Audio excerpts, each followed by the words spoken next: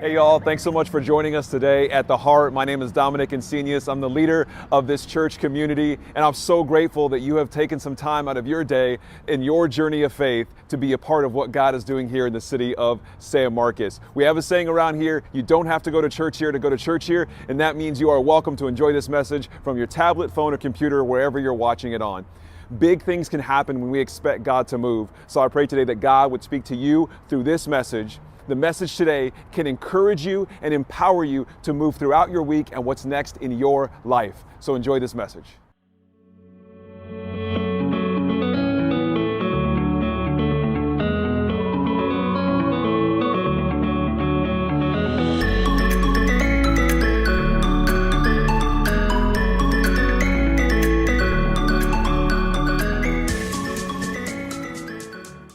We are smack dab in the middle of a message series called Looking Ahead. And what we have wanted to do for this series, what we're hoping to do for this series is talk through the what, the why, the how of the heart. Right? What I wanted to do is give you some vision for what we're doing here. Last week we dug into what we're doing here at the Heart. We talked about how what we do at the Heart, what we've tried to do from the very beginning, which is about almost 7 years ago, a little less than 7 years ago, is to create a place where you and the people that you felt safe enough to invite. I know not everybody. I've gone to churches before that I didn't invite people to. I didn't want them to. It doesn't matter. I have my own issues I'm bringing to this, as always. But what we want to do is to create a space where you and the people that you invite to be able to grow in your journey of faith, to take steps in your journey of faith, and not feel judged for who you are and where you are. That's a big thing when it comes to church, and you're probably not unfamiliar with that, but a lot of conversations I have with people about church, it comes up naturally. And some people have a quick aversion to it. They quickly say, church isn't for me, or I used to go to church and I don't anymore. And I'm like, girl, same. It's being able to create a place where judgment is not present, and it takes work to create a place like that, and it's a work that's worth it. And so what I want to do today is I want to talk through the why of what we do, the why of what we're doing here on Sunday, and really more than just Sunday, because Sunday we're all only together for about an hour. And so our real experiences happen throughout the week. So what we're doing here is not just creating a space for us to sing and listen on a Sunday. What we're doing is creating a community that can be with us throughout the week. And that really speaks to the why of what we do. Being able to create community. When it comes to the why, I don't know if you've anybody ever heard of Simon Sinek? Nobody? Okay, that's okay. Oh, well, where were your hands a moment ago? Really left me hanging out there. Simon Sinek, he's an author, he's this thinker, and he has a book called Start With Why. Well, we didn't for this series. Our second one is Why. But in his book, Start With Why, the whole thing is when you understand why you're doing something, it can get you past difficult times that are ahead, because you can keep coming back to the why you are doing it. The why you're doing it when it comes to your working out or eating right. The why you're doing it when it comes to a job. You have a hard day at your job. You remember why you're doing it. Some of us, the why of our job is to pay the bills, and that's okay for now. I hope it's not like that forever in your life, but today that's okay. Understanding the why is what makes what we do matter. I wanted to read some. I reached out to a few people this week about why they choose the Heart, why they choose to come to this church, why they choose to be a part of this community. And I thought about this for myself as well, because I know that I'm the leader of the Heart, but I also choose to be a part of this community. I choose to be friends with and hang out with the people in this community, not just lead this organization. I don't feel obligated to do this. I feel like I get to choose to do this each and every week, choose to do this every day. And so what I want to do is to build this community, but why I do it is everything. Why I choose to do it. So that was the question I asked. And I want you to be thinking about that today for the few moments that we have together. Why are you here? Why are you here today? Why do you choose to be a part of this community? Because it's one of those things where, like, even if it's your first time here, or haven't been a long time, or you're here every weekend, or you're just I'm just visiting. I'm not with everybody here. Dom, don't count me in as I'm not. But there's something about us, like we're all here together in this room right now, Sunday, October 9th. Why are you here? You didn't have to be. You chose to be. So why are you here? And it's not just church. One of the things we like to do here at The Heart, or I like to do on Sundays for sure, is our faith, our journey, our life is bigger than that 1 hour once a week that you sometimes feel pressure to be at. So it's not just why do you choose to come to church, but why do you choose to explore your faith? Why do you choose to be a part of community? I know for some of us, we like to come in right when the singing's already started, so nobody sees us, and we're sprinting out the door. And I've been known to chase people down the parking lot, and you almost got away, but I need to know who you are, and you need to know who I am. It's kind of my thing. Some of us, we like to come early and talk to a bunch of people and stay late. No matter where you are on that journey, I want you to think about why you are doing that. Why do you do that? And I guess if I had to simplify why we do what we do into one short concept, why we do this, why we create this on Sunday, why we create community, why we do connect groups, all of that stuff points to one big why for us, one big why for me, and that is to see people's lives changed. Now, that is bumper sticker material. That is the cliche of cliches. So I'm going to dig into a little bit, tell you what I mean. Because over the past 7 years, like I said, it's been almost 7 years, which is crazy to think about, almost 7 years. What I have seen is people feel comfortable to explore their faith. People feel comfortable to take a step that they weren't ready to do a couple of years ago or last week. And it's that relentless why, it's that reason why that keeps us doing what we do, right? If we didn't have a place to meet on Sunday, that wouldn't change the why of what we're doing, because what we are doing is not setting up and tearing down church on Sundays. What we are doing is creating space in your life, in the area around you, to explore your faith, wherever that happens to be throughout the week.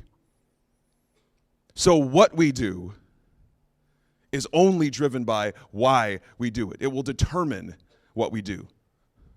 I want to read a scripture for you today. I'm going to be in Matthew. If you're not familiar with the Bible, no worries. We're going to have it up on the screen for you.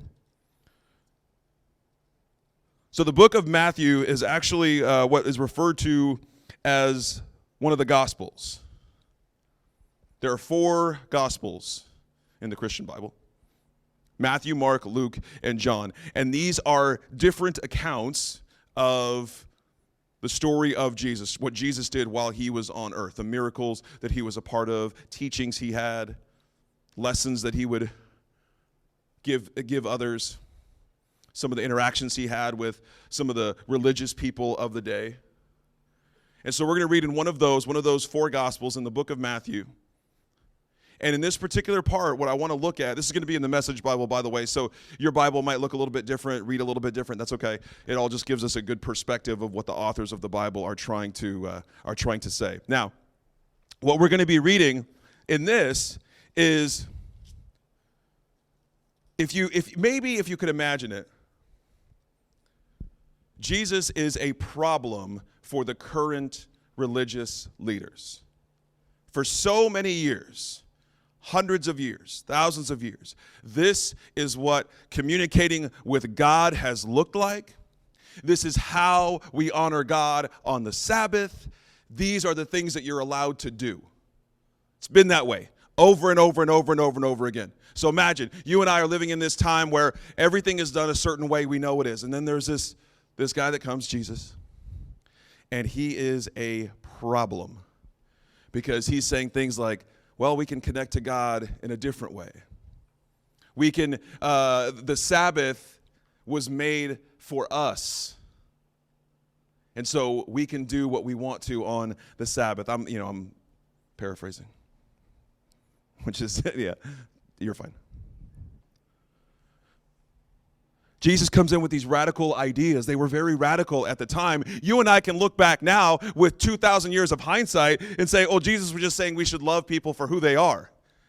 But that was pretty radical back then, I guess. And so we're at this time where religious leaders, what they were constantly trying to do is catch Jesus saying something wrong. They would ask him questions, and those questions were they were trying to trap him. Those traps were in the form of questions. Asking him questions where if he answered it a certain way, it would make him an enemy, and if he answered the other way, it would make him an enemy on the other side. Like one of the ways they tried to trap him, they said, is it right to pay taxes? Many of you in this room think, is it right to pay taxes? I don't know, I haven't in a couple of years. He said, is it right to pay taxes? Trying to trap Jesus. Is he going to go against Caesar, who ruled that land? Is he going to go against God? And what he said was, give to Caesar what is Caesar's and give to God what is God's. What a genius. He was in the spin zone.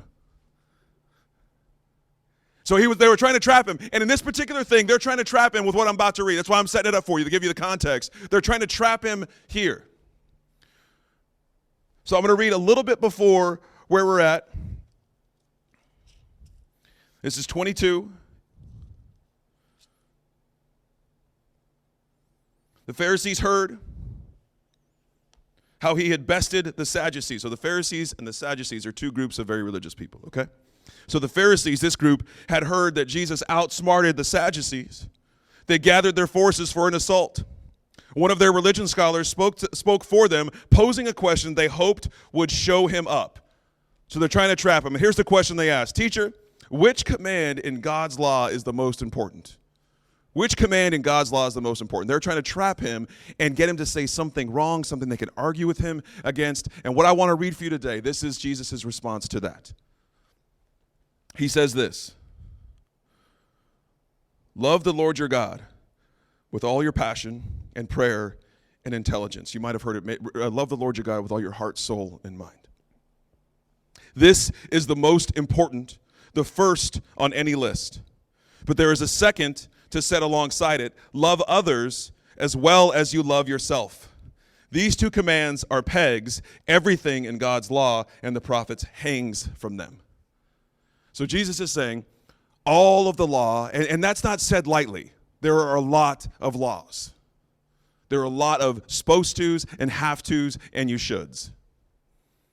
And Jesus is saying all of those things, all of those different laws and rules that you keep saying that we have, hang on these two important concepts. You love the Lord your God with all your heart, soul, and mind, and you love others the way you love yourself. And that doesn't mean if you're having a bad day, you can treat others badly because you're having a bad day. That's not what that means. Loving others the way that you love yourself. Giving grace to others the way you give grace to yourself. Encouraging others the way that you are encouraged. That speaks right to the heart of why we do what we do here. We want to love others. We want to give to others the way that we have been given to. We want to be a safe place for others the way that we have been given a safe place to be who we are and where we are on our journey of faith. If you're taking notes, I'd like you to write this down. When you understand why you do something, realignment to what you do becomes easier. When you understand why you are doing something, it becomes so much easier to realign back to the what. Let's say you're trying to lose weight and you're just counting calories every day. You're counting calories. Is anybody a calorie accountant? Anybody? A few? Okay. If you're just counting calories all day. If you forget the why of what you're doing it, then it just becomes math. But if you remember why you're counting calories, and it's so you can lose weight or you can be healthy or whatever it happens to be. If you understand why you're doing that, then you can easily realign after a misstep. Say it's not counting calories, you're counting Sundays. You want to be here on Sunday. You want to be at church. You want to read your Bible every day. You want to give on Sundays, whatever it happens to be. If you forget why you're doing that, it can become a task, right? It can become an obligation. But if you remember why you come on Sundays, and if the why that you come on Sundays or you're a part of the heart is for community, then if you miss a Sunday, there's no guilt attached to it because community goes with you wherever you go. Do you see what I'm saying? When you understand the why, it's easy to realign whatever it is you're doing. And in fact, understanding your why determines what you will do and what you can do. Understanding why you do something will also determine what you will not do or what you won't tolerate.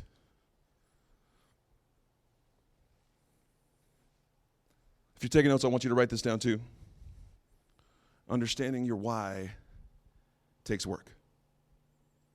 It's worth it. It takes work.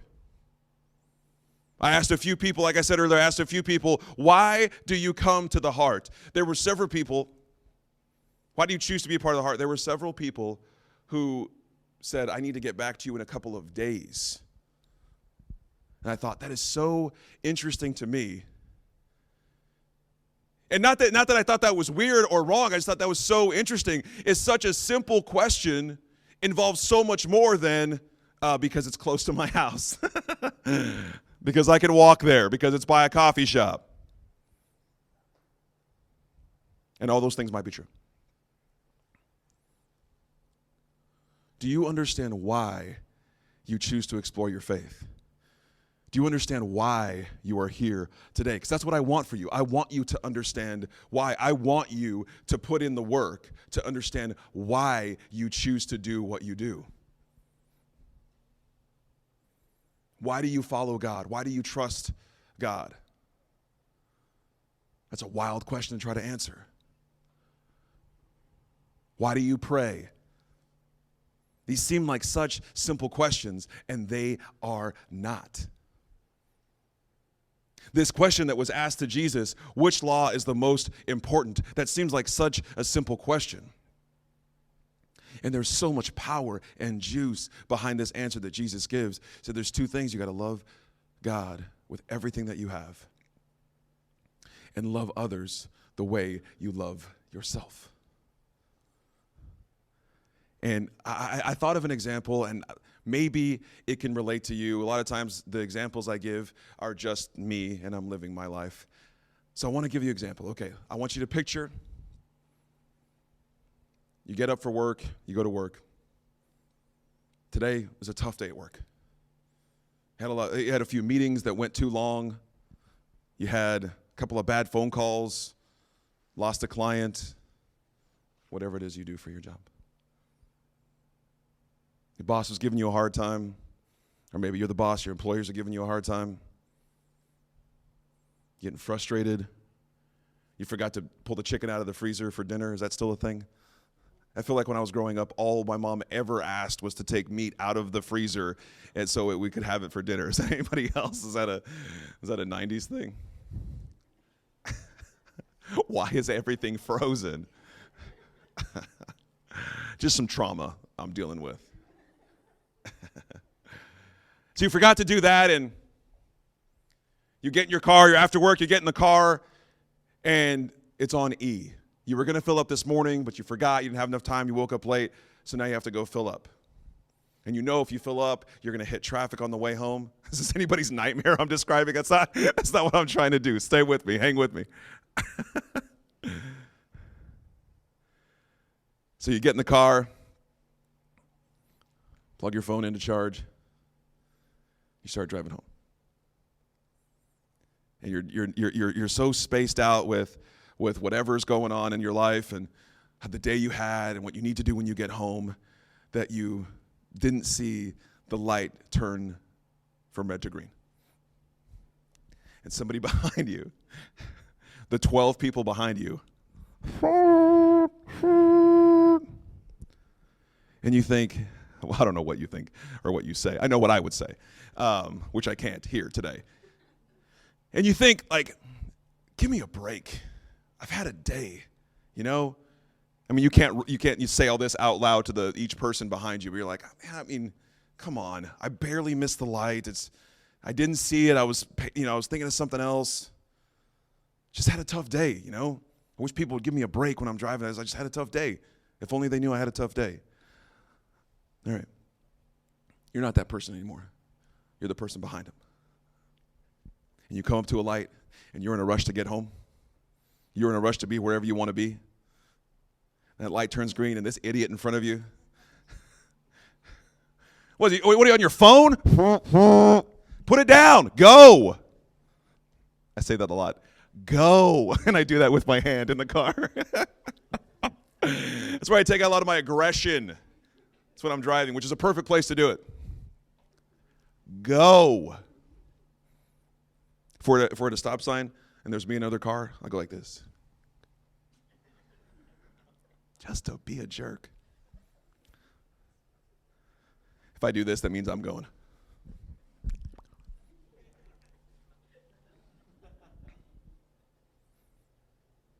See, when you're the first person, you have all the patience in the world for yourself because you know the kind of day you've had.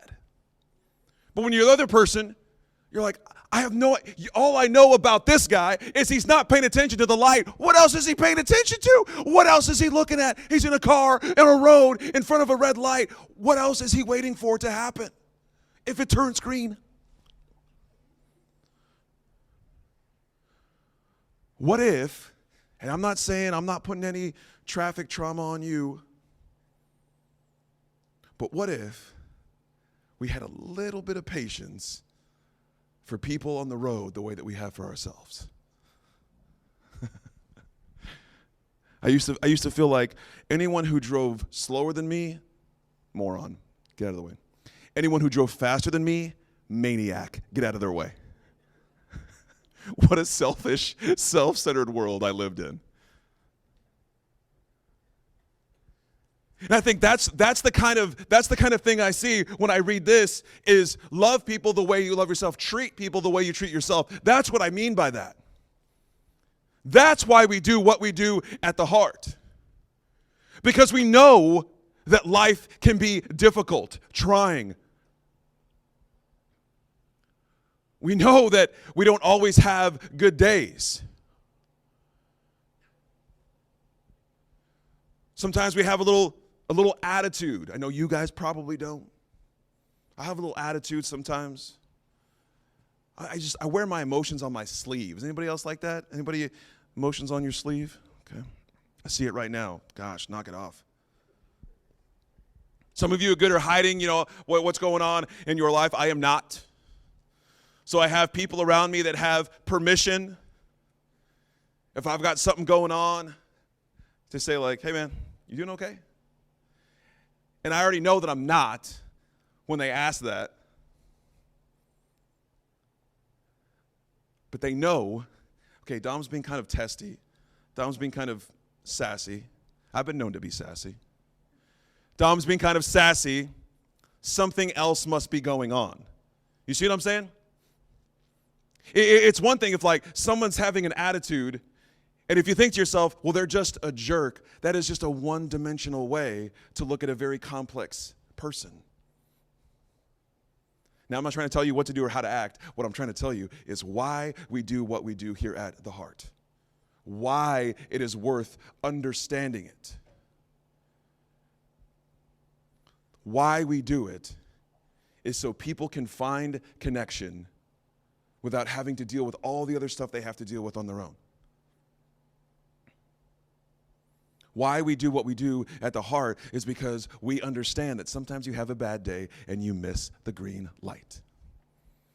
And you are not evil for missing the green light. Somebody, can you write that down or text that to my wife real quick? You're not evil for missing the green light. She'll know what it means. Y'all, I was driving this car. I had a rental car. This has nothing to do with anything. This is just for fun. And because my wife's not here. Is she here? No, she's not here. This rental car, and it had this feature where when the light turned green, it dinged, right? Light turns green, boom. You're like, okay, so now you know. Because I am the person who was not looking for the green light. And that's after I've had a great day. I'm just scrolling on my phone. No, I'm not. I'm just kidding. And so it would ding. It would ding every time the light would turn green. And so, Amber was in the car with me, and I was like, what a waste of technology. You do that for me. You're the one that says when the light's green. Nobody looks for more green lights than my wife. Man, I want to read you a few of the responses. I said a few times that I asked a few people, not everybody, but I reached out to a few people and I said, why do you choose to be a part of the heart? Because what's cool about our community here at the Heart, or what I think is cool about it, is you don't have to call this place home, right? I'll never ask you to make a commitment and say, is this your church? Do you claim us as your church? You know what I mean? This like ominous promise you have to make, and we make you sign it in your blood.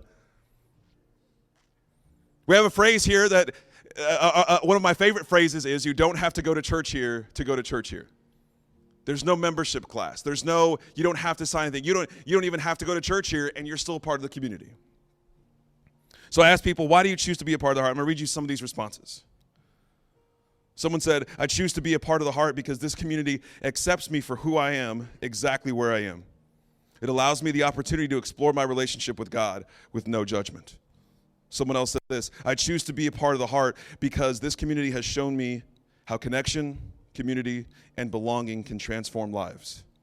I love being a part of something that God is using to reveal his heart and love for people. Someone said, I choose to be a part of the Heart because it feels like family, and I can lean on this community in all of my highs and lows, be a part of one another's daily lives. It feels safe, welcoming, and judgment-free. The Heart community has had my back through many different phases of life, and I love getting to know others on a deep level. Someone said, I choose to be a part of the Heart because they are who they say they are. You're welcomed into this community exactly where you are in your journey of faith. I'm so grateful for the encouragement and the feeling of truly belonging somewhere like what I experience at the Heart.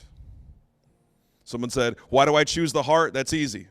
For me, it's always been about connection and feeling like I could be there every Sunday or not be there for weeks, and it's still a safe space for me and my family. The Heart was one of the first churches that made me feel like it wasn't about the building and Sundays. It's more about your relationship with God and a connection to a community. Someone said, from our first visit, we have felt welcomed for who we are at that very moment. We feel as though we are part of a community that is open, understanding, and accepting. That together we can grow our faith and also bring joy to each other's lives. Someone said, I choose to be a part of the Heart because it is a welcoming and supportive environment. I really appreciate that I can be unapologetically myself. What a great phrase. I value the friendships, the messages, and the connection. The Heart makes San Marcos feel like home. One last one. It says we choose to be a part of the Heart because we both grew up in a denominational religion, and the Heart is nothing like that. Bless. Non-judgmental, supports you no matter where you are in your journey, and caters to the unchurched. And that's all that matters. Everything else is details. That is why we do what we do.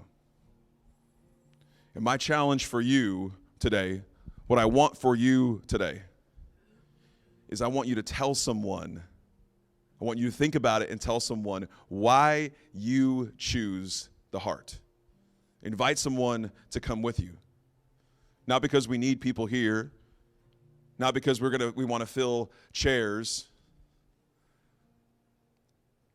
but I want you to understand why you choose the heart. And one of the best ways to do that is to talk it through with someone else, is to share that with someone else. That has been the power of this community from the beginning, is our willingness to share the details of our life, the mess of our life.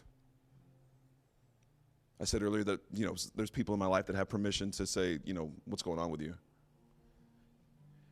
And that wouldn't be there, that permission wouldn't be there, that community wouldn't be there, that relationship wouldn't be there if we didn't take the time to dig into why we are doing what we do. If you could, I want you to close your eyes for a moment and bow your heads. I want to pray for you this morning. God, we are so grateful to have a community of love and support and hope. God, I pray that we would have the same patience for others this week that we have for ourselves, that we would extend the same understanding towards others that we expect from them. God, thank you for giving us a chance to be in this together, to do this together as a community, as a group. We love you. We pray that in your name. Amen. Y'all, thanks so much for joining us today at The Heart. To find out what is next for you in your journey of faith, I want to invite you to go to theheart.church/next, see what's in store for you, get in touch with us. We would love to be able to connect with you and see how we can partner with you in your journey. I hope you have a great rest of your week, and we'll see you soon.